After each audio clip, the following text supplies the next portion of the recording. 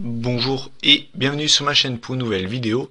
Alors aujourd'hui on va se retrouver pour la vidéo dont je vous avais fait parler, à savoir la vidéo recap de l'année 2014. Cette vidéo à mon avis va durer un peu plus longtemps que d'habitude. Je sais pas combien elle va durer, mais en tout cas elle devrait durer quand même un bon moment. Donc je verrai bien combien elle a duré. Et je vais pas perdre de temps, je vais attaquer tout de suite. Donc, alors, je sais même pas comment je vais présenter ça. Je pense que, ouais, je vais commencer en fait. Vous savez, il y a eu les Slammy Awards le mois dernier. Enfin, non, en début du mois, quoi. Et du coup, en fait, ce que j'ai fait, c'est que j'ai pris les catégories les plus intéressantes. Parce que oui, il y avait des catégories complètement inutiles, du style l'animal de l'année. On s'en bat les couilles, clairement. Donc, donc je vais faire vraiment les trucs les plus intéressants quoi en termes de catchesquement parlant. Donc je vais tout de suite commencer avec le match de l'année. Donc dans les nominés, on avait Daniel Bryan contre Randy Orton, Batista le triple threat match de WrestleMania 30 entre Daniel Bryan, Randy Orton et Batista. On avait le Shield contre l'Evolution à Extreme Rules. On avait le John Cena Bray Wyatt de Payback, donc en Last Man Standing, et la Team Cena contre la Team Authority lors de Survivor Series. Je n'ai choisi aucun de ces quatre matchs-là. Pour moi, le match de l'année, c'était à Elimination Chamber. C'était le Shield contre la Wyatt Family. Pour moi, clairement, c'est le match de cette année. C'est le match, en tout cas, qui m'a fait le plus vibrer. C'est l'un des rares matchs où j'ai eu la chair de poule, de toute façon. Mais il y a eu le Team Cena Team Authority avec l'arrivée de Sting. Mais c'est, je pense, voilà, l'un des rares matchs cette année où j'ai eu la chair de poule tellement j'étais, voilà, c'est le genre de match qui te fait savoir pourquoi t'aimes le catch. Voilà, tout simplement. C'était un match tout simplement énorme. Et pour ceux qui auraient commencé à regarder le catch avant, ou après plutôt, ben je vous invite vraiment à aller le voir. Euh, sur le network for just 9,99. Mais franchement, voilà. Après tous les autres matchs cités, franchement, j'ai rien à dire. C'était des très bons matchs. Je veux dire, le Triple Threat match à WrestleMania 30 était tout simplement énorme. Le Shield contre l'Evolution à Extreme Rules, pareil, était très très bon. John Cena contre Bray Wyatt en Last Man Standing était excellent. Et le Team Cena Team Authority était tout simplement énorme. Mais voilà, pour moi, en tout cas, après, voilà. Moi j'ai choisi The Shield contre la Wyatt Family de Elimination Chamber.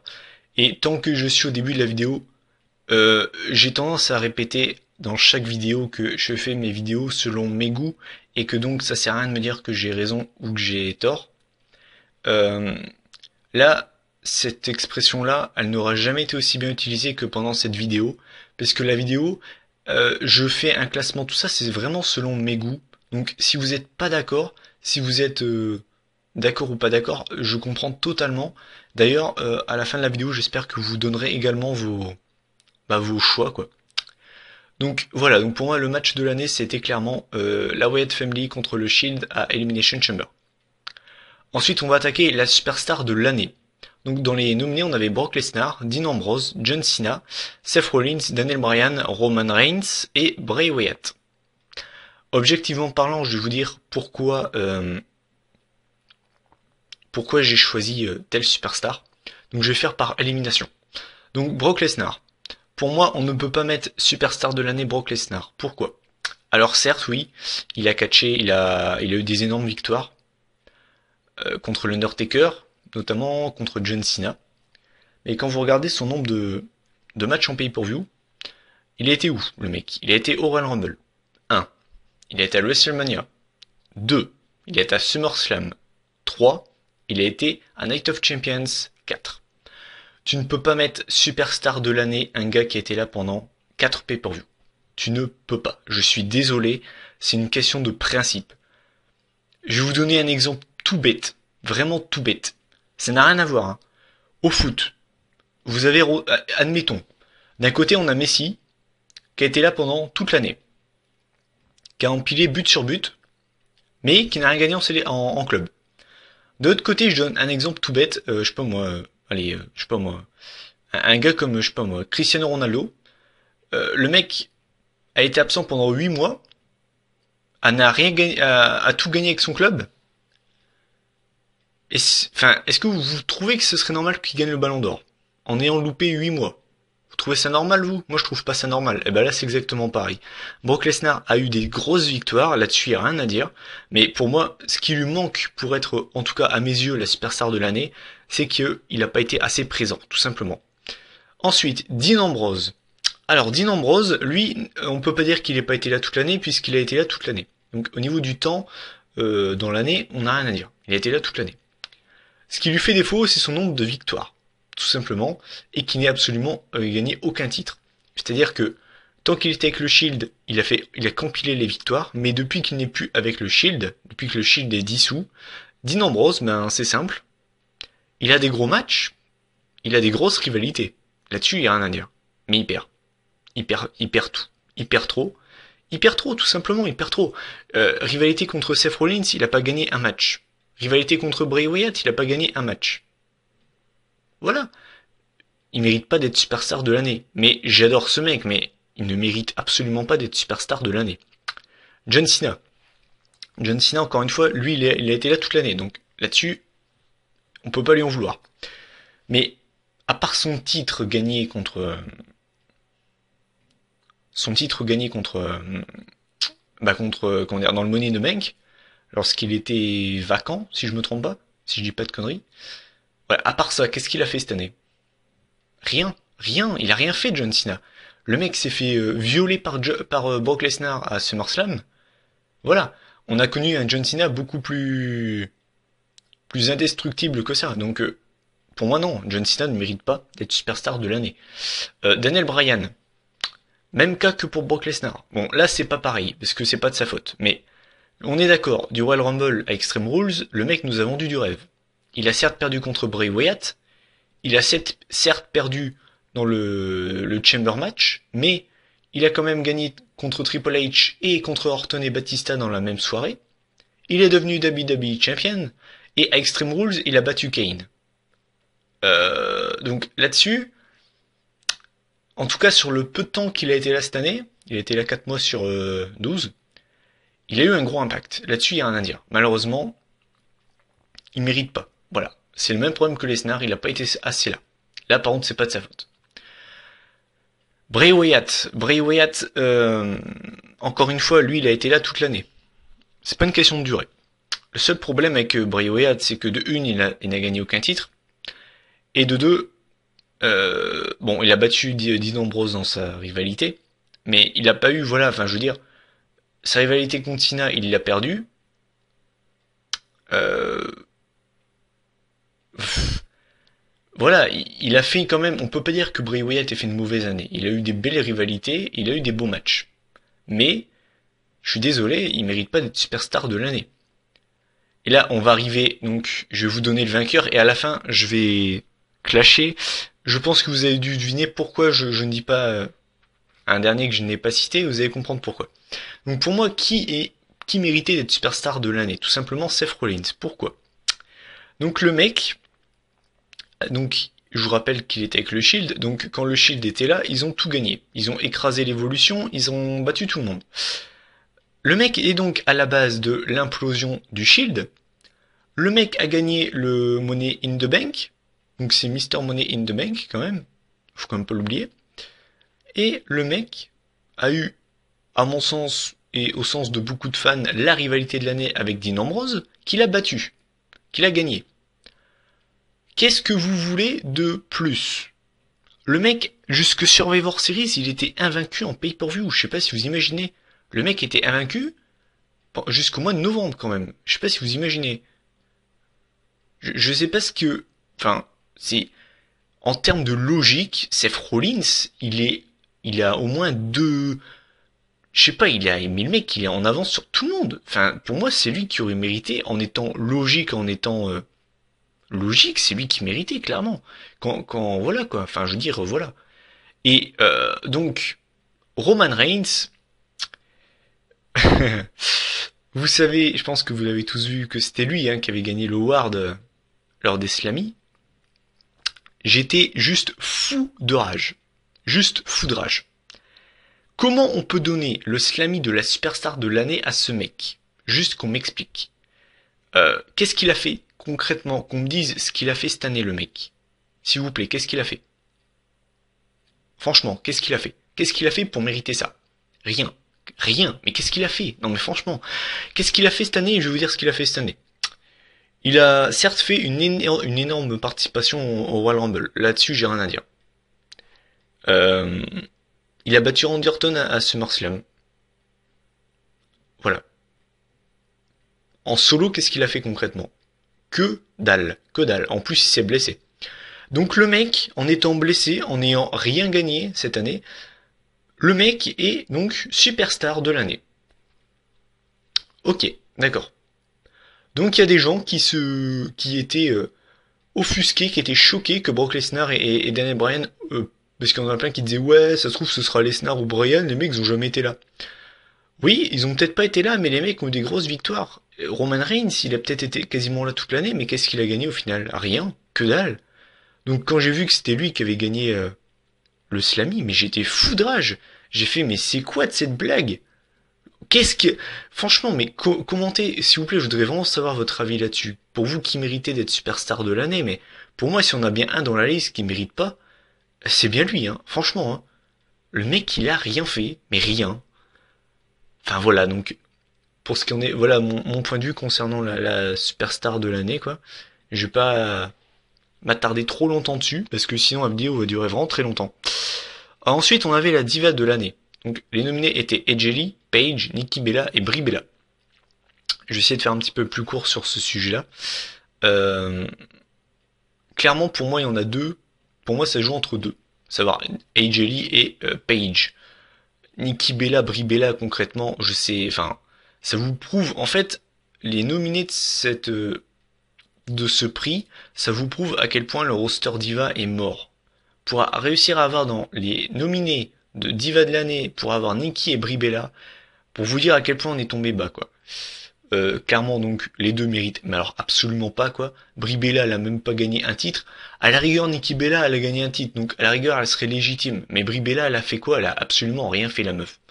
Voilà. Donc ça se joue entre AJ Lee et Paige. Donc après ça, c'est à vous de voir. Moi personnellement, j'aurais donné Paige parce que personne ne l'attendait à ce niveau. La meuf, elle a débarqué dans le main roster, elle a mis une claque à tout le monde. Elle est devenue Divas Champion lors de son premier soir. Donc pour moi, j'aurais mis Paige. Après voilà, AJ Lee non plus l'a pas vraiment volé quoi. Voilà, tout simplement. Après, c'est à vous de voir. J'ai pas envie de trop débattre là-dessus parce qu'au final, bon, enfin voilà. Ensuite, alors rivalité de l'année, donc on avait dans les nominés The Shield contre l'Evolution, Daniel Bryan contre l'Autorité, Brock Lesnar contre John Cena, Rusev contre les États-Unis, contre les USA quoi, et Seth Rollins contre Dean Ambrose. Bah écoutez, pour moi, il n'y a même pas photo. Pour moi, clairement, la rivalité de cette année, ça a été Seth Rollins, Dean Ambrose. Ça a été excellent, tout simplement. Il y a eu j'ai aucune critique à faire sur cette rivalité. Pour moi, tout a été parfait. Peut-être un poil trop long, mais franchement, quand on a deux catcheurs de ce niveau, rien n'est trop long, quoi.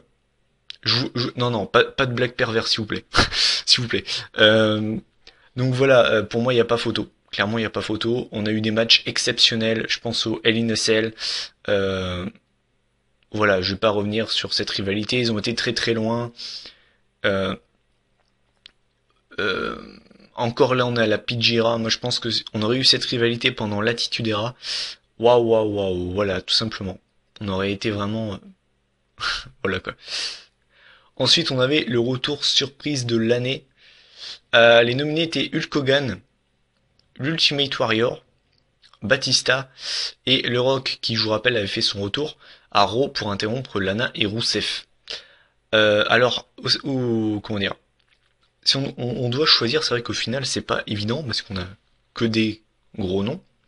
Mais quand on regarde bien le titre, pour moi, c'est évident. Pour moi, c'est évident. Regardez. On lit bien un retour surprise de l'année. Surprise, on est d'accord. Hein. Hulk Hogan, donc, je suis d'accord, c'est un énorme retour. Mais c'était annoncé. Au final, c'est pas une surprise. Ultimate Warrior au Hall of Fame et Arrow, au final, on est d'accord, c'était annoncé. Voilà, c'est pas une surprise. Batista Arrow, C'était pas une surprise. Tout le monde le savait. Par contre, le Rock, on est d'accord que personne ne le savait. Moi, personnellement, ce Raw-là, je l'ai vu en live. Quand j'ai vu le Rock arriver, avec mon pote, on a eu la même réaction. On a pété un plomb, tout simplement. Donc, pour moi, il n'y a même pas photo dans ces nominés-là. Pour moi, le vainqueur, mais haut la main, c'est le Rock. Si ça aurait été retour de l'année, là, ça aurait été plus dur. Mais là, c'est retour surprise de l'année. Donc, pour moi, une surprise, quelque chose qu'on ne s'y attend pas. Donc, forcément, pour moi, le Rock gagne, mais haut la main, quoi. Ensuite, on avait l'équipe WWE de l'année. Donc, on avait Gold et Stardust, les Usos, Los Matadores, with El Torito, les Slater Gator, Miz et Mizdo. Euh, lol. Juste lol. Quand je vois les 5 nominés, il y en a déjà 2 pour moi qui n'ont... Alors, mais je sais même pas pourquoi ils sont dedans. Bref, alors, Miz et Mizdo. Pour moi, on ne peut pas les mettre dedans, encore une fois, car ils ont duré moins longtemps que certaines équipes. Et bon, ils ont été champions par équipe, mais pour moi, ils ne méritent pas le titre. Slater Gator, est-ce que j'ai vraiment besoin d'argumenter? Je pense pas, hein. On est tous d'accord que voilà. Los Matadores, je sais pas si vous le savez, mais en tout cas, je ne peux pas les voir. Je peux vraiment pas les voir. Surtout qu'on est d'accord, ils ont un fait cette année. On est d'accord. Voilà, donc ils méritent pas. Donc pour moi, il y a 2 équipes qui potentiellement pouvaient le gagner, donc à savoir Gold et Stardust et les Usos, qui se sont d'ailleurs affrontés, à mon sens, et je suis pas le seul à le penser, beaucoup trop souvent cette année en pay-per-view. Après donc pour moi, enfin, si vous, pour moi les 2 méritent le award quoi, mais d'un point de vue, en étant franchement, en étant logique, enfin en étant objectif, je préfère Gold et Stardust de loin. Moi les Usos j'en peux plus. Mais objectivement parlant, pour moi, c'est les Usos qui méritent, tout simplement car ils ont gagné enfin, ils ont été les champions plus longtemps. Et je sais pas si vous l'avez vu. Sinon, je vais vous spoiler. Si vous n'avez pas vu Raw cette semaine, euh, mettez pause sur la vidéo pendant environ 10 secondes. Enfin, avancez la vidéo d'environ 10 secondes à partir de maintenant. Donc, vous avez vu que les Usos ont récupéré les titres. Donc, au final, pour moi, voilà pourquoi les Usos méritent d'être enfin, équipe de l'année. Et enfin, dans la star montante de l'année, on avait les nominés, on avait Rusev, Paige, Roman Reigns, Dean Ambrose et Seth Rollins. Pour moi, clairement, les 5 ont leur place pour ce prix, car les 5 ont fait enfin, ont quand même eu un impact. Paige notamment, qui, je vous rappelle, première soirée dans le main roster, elle devient Divas Champion. Elle a eu une énorme rivalité avec AJ. Elle a fait un certain match de ping-pong au niveau du titre avec AJ, donc clairement elle le mérite. Rusev, qu'on l'aime ou qu'on l'aime pas, il le mérite aussi car il est toujours invaincu actuellement. Il a battu des mecs comme Mark Henry, le Big Show, Jack Swagger. Il a même battu Art-Truth et Xavier Woods en handicap match. Bref, il le mérite quand même. Roman Reigns, et je vais pas revenir dessus. Dean Ambrose, pour les mêmes arguments que pour le premier, à savoir Superstar de l'année, pour moi il ne le mérite pas. Il a trop perdu. Donc, comme pour la Superstar de l'année, pour moi, star montante de l'année, pour moi ça doit être Seth Rollins. Je suis désolé, le mec, je vais le répéter pour la 2e fois, c'est pas grave.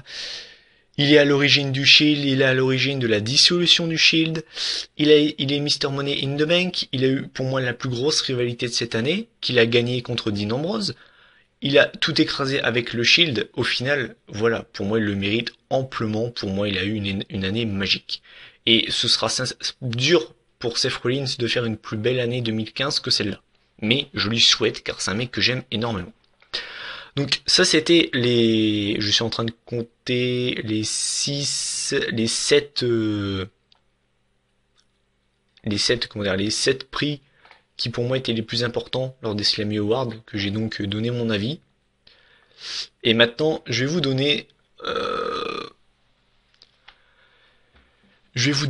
comment dire, je vais vous donner selon moi les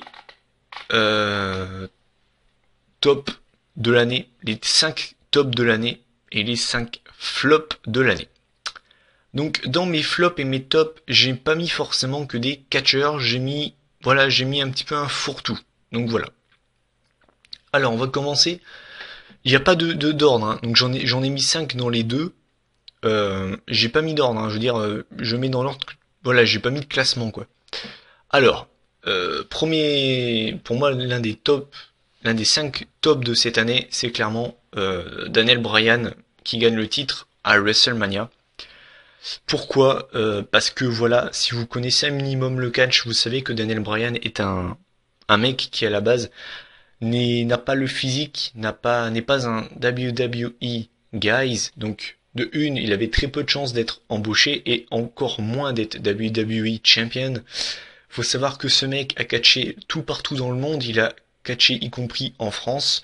Pour vous donner une petite idée, il a catché dans des salles que même dans ma ville, on aurait pu le voir. C'est-à-dire que moi, j'habite dans un patelin perdu où on a moins de 4000 habitants. Il aurait très bien pu catcher dans ma ville. Le mec a catché tout partout, il est passé par des moments très très durs. Comme il l'a dit lors de Raw, il n'a pas eu une année très facile. Et d'autant plus quand même que cette victoire me fait énormément penser à celle de Chris Benoit lors de WrestleMania 20, 10 ans auparavant. Donc j'ai trouvé ce moment très symbolique et cette victoire m'a vraiment, la victoire au final hein, contre Batista et Orton m'a vraiment fait oublier la streak de Taker, clairement. J'étais vraiment très très très très très content. Donc pour moi c'est le premier top de cette année. Deuxième top pour moi c'est les débuts de Sting lors des Survivor Series. Pourquoi? Ce mec ça fait des lustres et des lustres et des lustres que les fans de la WWE veulent le voir. On avait eu des rumeurs qui disaient qu'il est signé, finalement il signait pas, il signait pas. Finalement il avait signé avec la fédération, mais on le voyait jamais débuter, donc au final bon on se demandait bon il va débuter quand le mec? Et finalement, il a pointé le bout de son nez lors des Survivor Series, même avec les news qui disaient qu'il pourrait faire une apparition, j'y croyais absolument pas. Quand je l'ai vu, j'ai juste pété un plomb, enfin j'ai pété un plomb. J'étais tellement choqué que j'ai pas parlé quoi. J'ai eu la chair de poule mais j'ai pas parlé, clairement, donc c'était juste énorme, il n'y a pas d'autre mot. C'était en tout cas l'un des grands moments de cette année, et je suis ravi de l'avoir vécu en live. Parce que clairement j'aurais été sur Facebook le lendemain, j'aurais été spoilé, c'était obligé. Obligé.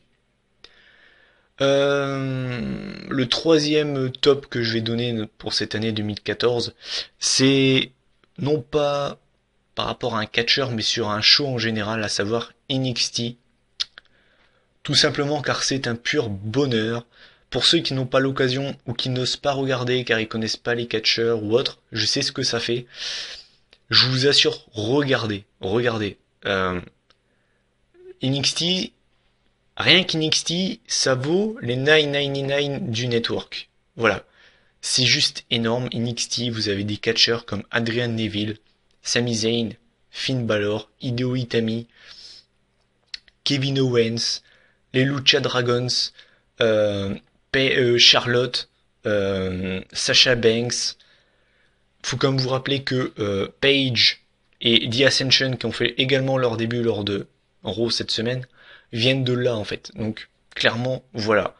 Ce show était un pur bijou. Les 4 pay-per-view qu'ils ont fait cette année étaient juste exceptionnels, notamment Takeover or Evolution, qui était de loin, qui était le meilleur pay-per-view NXT de cette année, qui a d'ailleurs rhabillé TLC.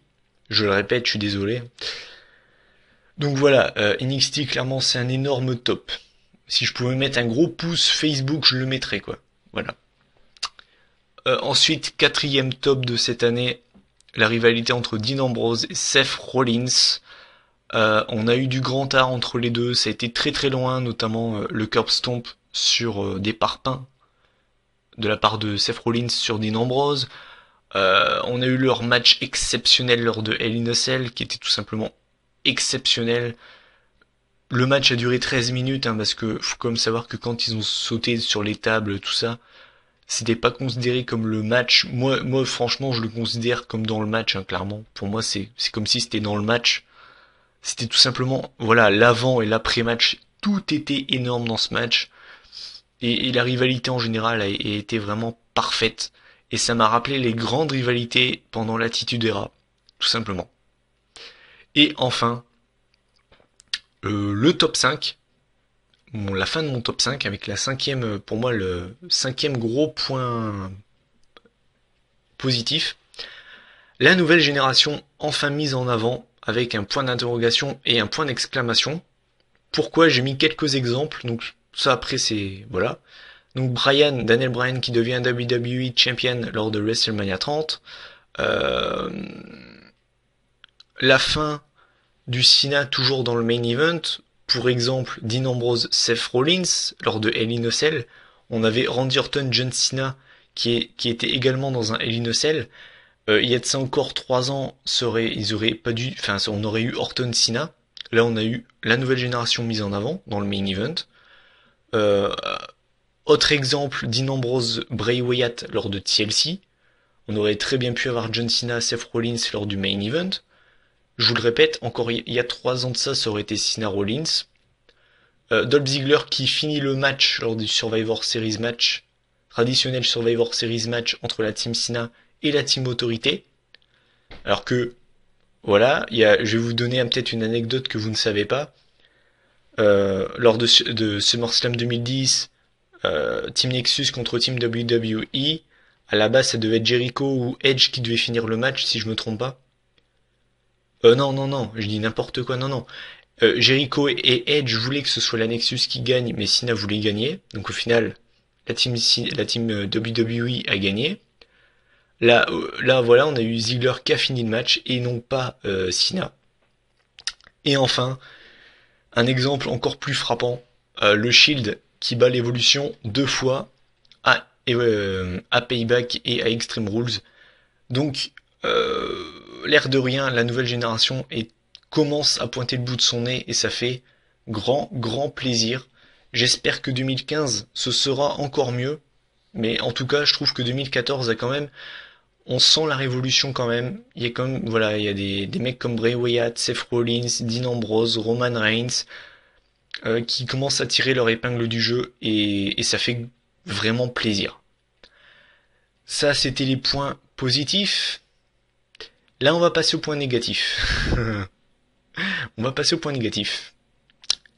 Et je vais commencer mes points négatifs avec un catcheur qui était mon catcheur préféré quand j'ai commencé à regarder le catch, à savoir Batista. J'aurais pu mettre son retour, mais je me suis plutôt concentré sur sa victoire au Royal Rumble. Je suis désolé, enfin, on est d'accord, Batista, il en a pas besoin de cette victoire.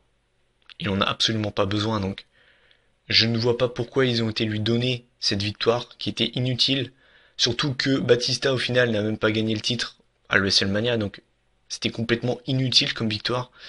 Ils auraient vraiment dû le donner, je pense à Daniel Bryan ou je sais pas, mais voilà, c'est ce que je disais dans certaines vidéos avant.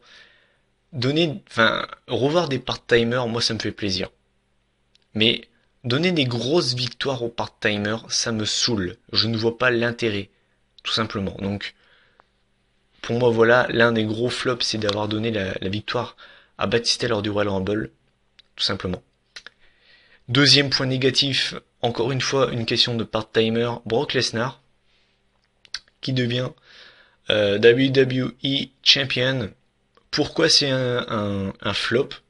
Ben, donner le titre à un gars qui n'est pas là, j'appelle ça un flop. Je vois pas l'intérêt d'avoir donné le titre à Lesnar.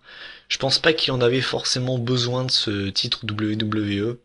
Il aurait très bien pu faire ses apparitions et battre des mecs comme Triple H ou enfin, je vois pas l'intérêt de donner un titre à un gars qui est jamais là, quoi. Pourtant, vous savez que je respecte un minimum Lesnar, mais là-dessus, la WWE a merdé, tout simplement. Tout simplement. Continuons avec Lesnar, puisque dans les 5 flops de l'année, j'en donne 2 à Lesnar. Désolé. J'étais obligé. La fin de la streak. Voilà, pour moi c'est un flop, je suis désolé.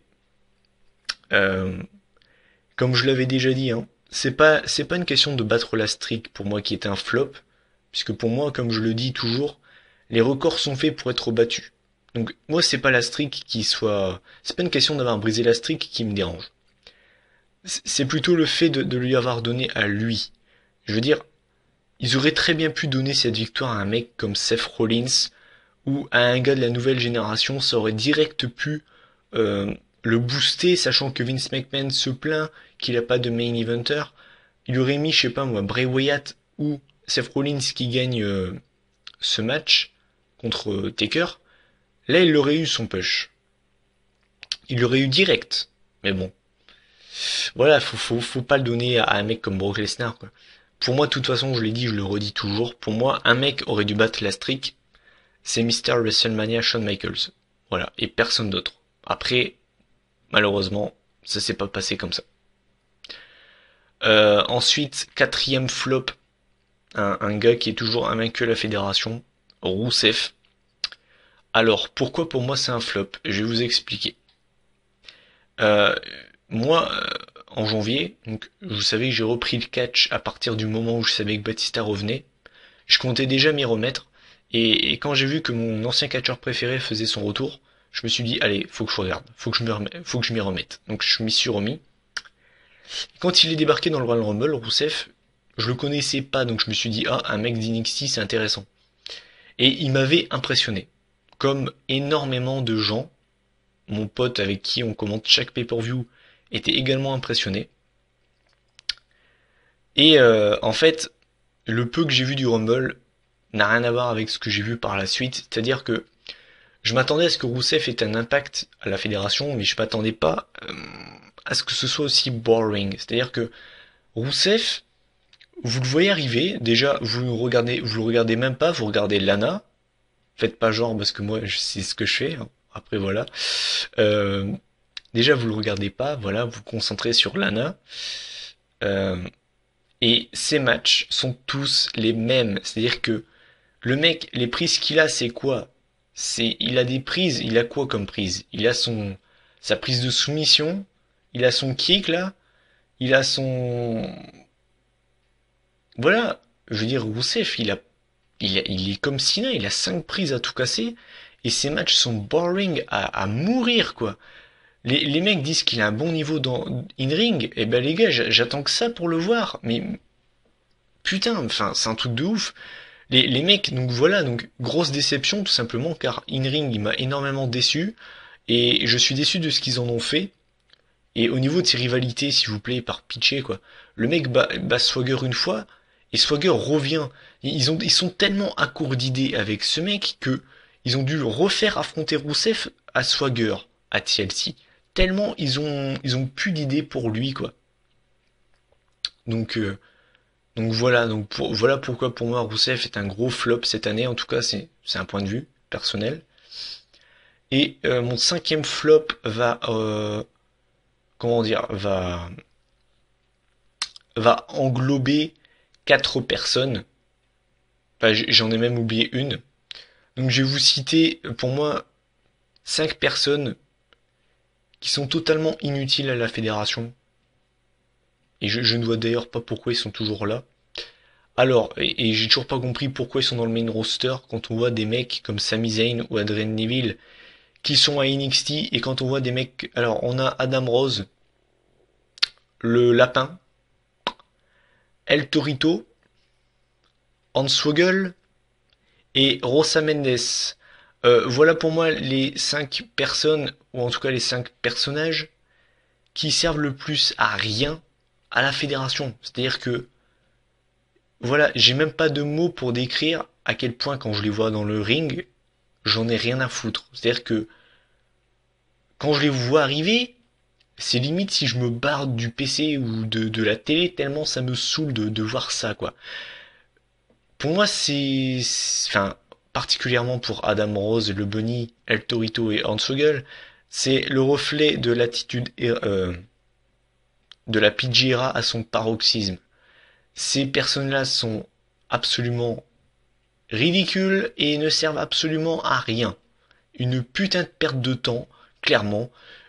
D'ailleurs, j'aimerais bien savoir, est-ce qu'ils ont des fans? Parce que, clairement, à part des enfants de 5 ans, qui quand il voit El Torito, Hansogel, le Lapin ou Adam Rose se dit oh putain, oh là là, oh, je vais pas louper le match. Personne, mais personne. Alors là, on a Adam Rose qui commence à faire un heel turn. C'est bien beau, mec, tu commences à faire un heel turn. Par contre, faudrait peut-être changer ta gimmick, parce que avec la gimmick que t'as, avec un gars qui se met du maquillage, tu peux pas être heel, mec. Tu peux pas être heel, t'es tout sauf crédible. Donc voilà, je vais pas m'éterniser sur ces 5 bouffons. Ces 5 personnes-là n'ont absolument aucun intérêt actuellement à la fédération. Je sais en tout cas qu'Adam Rose, quand il était Leo Kruger, il était intéressant. Bah dans ce cas-là, mec, reviens en tant que Leo Kruger et peut-être que l'année prochaine, si je fais encore des vidéos, tu seras dans mes tops. Mais actuellement, t'es dans mes flops, mais vraiment dans mes flops, clairement. Donc voilà, donc ça c'était mes top 5 et flop 5 de l'année. Il me reste encore 2 choses à faire et j'aurai fini mon année recap de l'année. Je vais maintenant vous donner pour moi les 3 tops au niveau des pay-per-view et les 3 flops. Je vais commencer par les tops. Je vais essayer de pas détailler trop non plus. Donc alors au niveau mes 3 pay-per-view en tout cas que j'ai le plus aimé cette année. WrestleMania. C'était tout simplement un show historique, avec notamment la fin de la streak. Qu'on soit d'accord ou pas, c'était un moment historique que personne n'attendait. Même moi qui avais mis cette hypothèse dans un coin de ma tête, quand il y a eu le compte de 3, j'étais complètement choqué.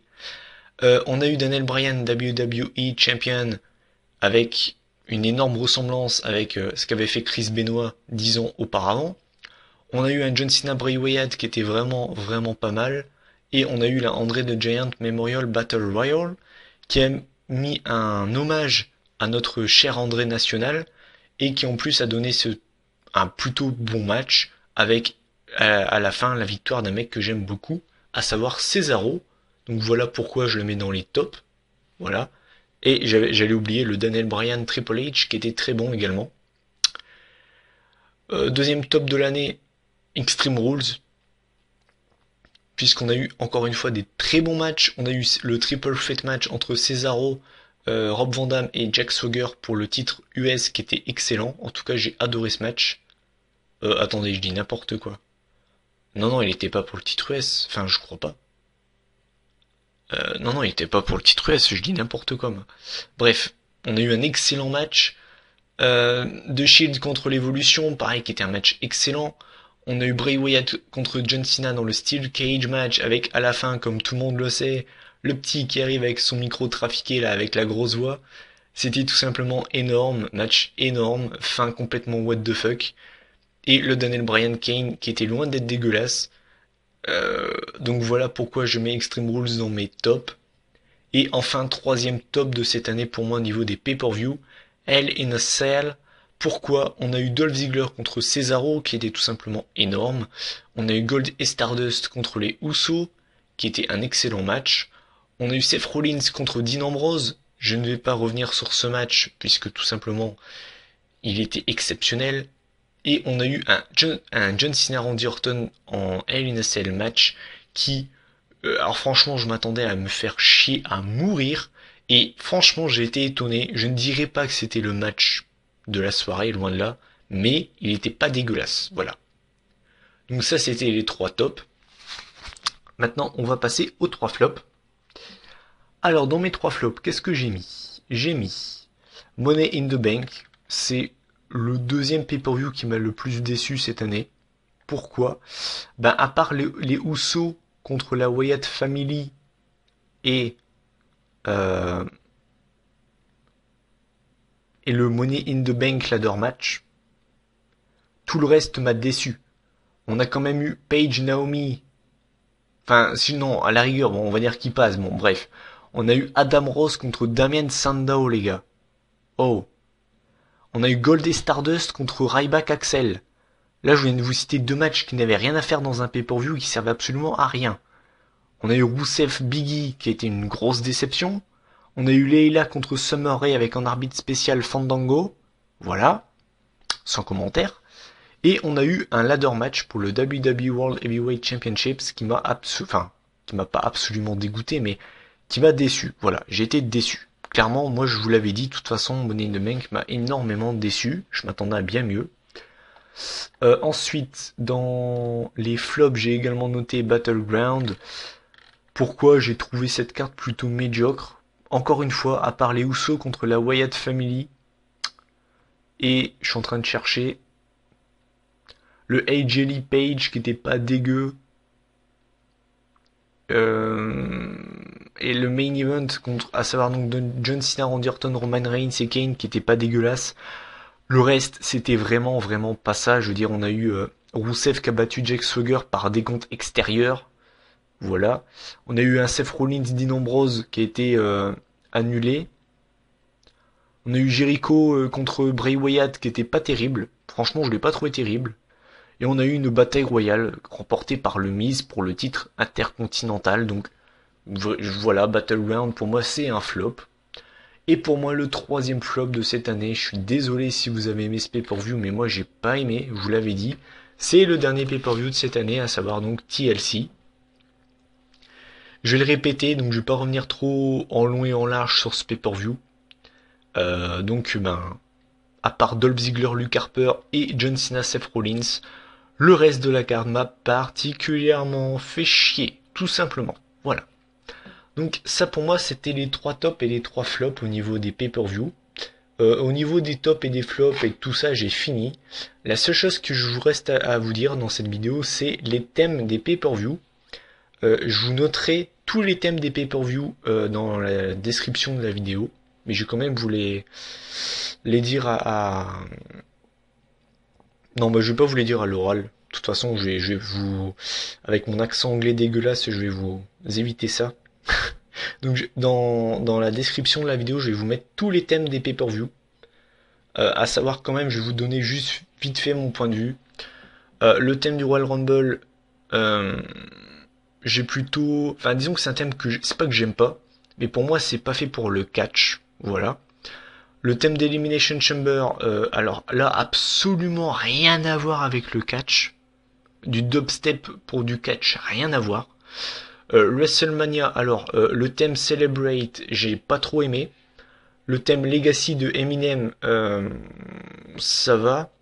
Et In Time de Mark Coley, j'ai pas aimé du tout. Une musique à te faire dormir. Extreme Rules, on va dire que ça va. Payback, j'ai pas du tout aimé. Money in the Bank, par pitcher, changer le thème, ça doit faire au moins 4 ans qu'on a... Non, allez. Ouais, ça doit faire 4 années d'affilée qu'on a le même thème, donc s'il vous plaît, changez-le. Battleground, ça va, j'ai bien aimé. SummerSlam, à part le thème de... Non, bah non, j'ai rien dit. Les 3 thèmes de SummerSlam, on va dire que j'ai plutôt bien aimé. Night of Champions, ça va. Malheureusement, on avait déjà ce thème-là la saison dernière, donc changez s'il vous plaît. Et pour Hell in a Cell, Survivor Series et TLC, j'ai vraiment bien aimé. On a plutôt bien fini l'année au niveau des pay-per-view pour moi. Après, ça c'est une question de goût. Donc, ben écoutez, alors là c'était mon recap de l'année 2014. Je vous ai donné pour moi les tops et les flops. Je vous invite vraiment grandement à partager cette vidéo et à donner votre avis. Je voudrais vraiment connaître votre avis, quitte à me faire un gros paragraphe. Je vous le lirai, vous inquiétez pas, je lis vos commentaires, il n'y a pas de souci là-dessus.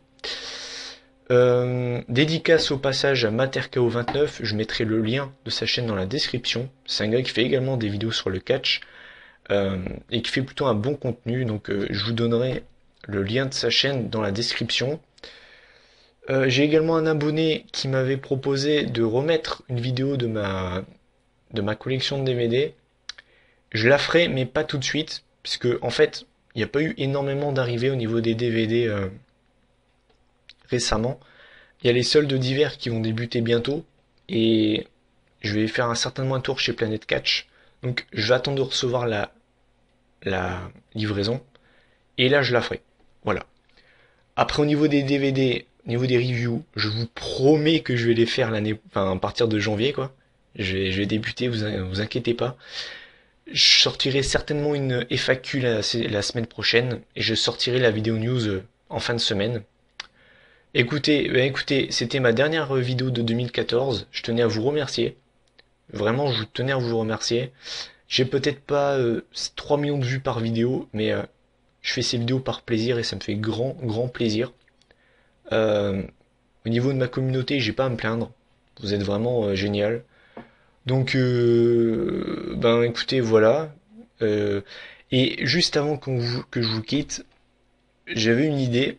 En fait, dans environ un mois et demi, ça fera exactement un an que j'ai débuté l'aventure YouTube.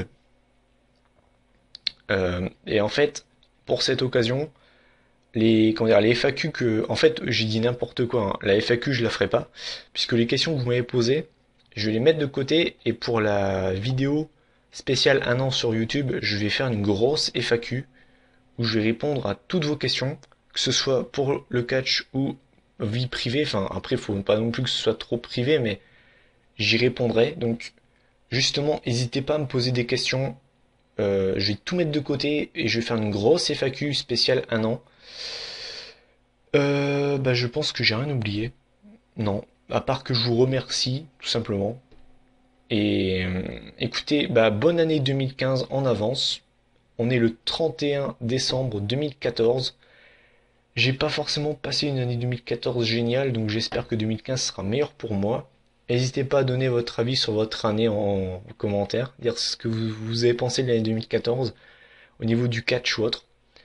Et ben, en tout cas, moi je vous laisse. Je vous dis à l'année prochaine. Et puis ben, à la prochaine vidéo. Salut.